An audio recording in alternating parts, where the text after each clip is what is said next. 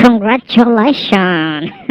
Alright, alam niyo ba, nung mga nakaraang administrasyon, no, sa panahon ni President Duterte, tuwing mayroong mga kalamidad, bagyo, ano pa bang ibang mga kalamidad dati, ano yan, pagputok ng bulkan, ano mga kalamidad dumating dati, may isang grupo dyan, ay maraming grupo sila, sigaw agad.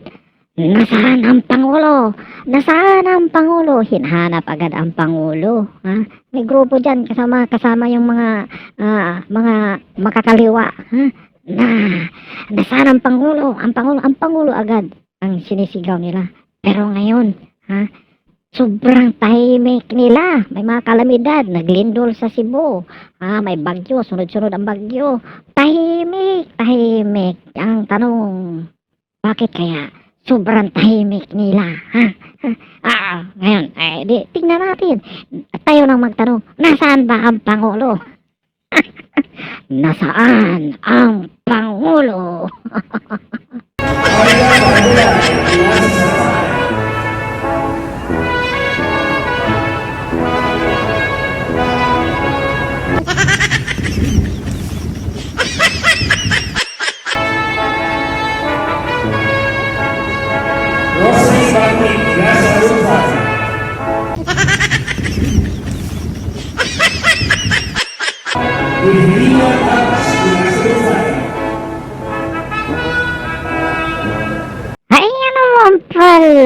Ano naman pala, namimigay ng diploma.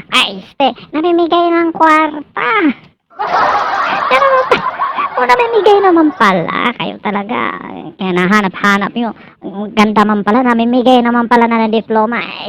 Kwarta.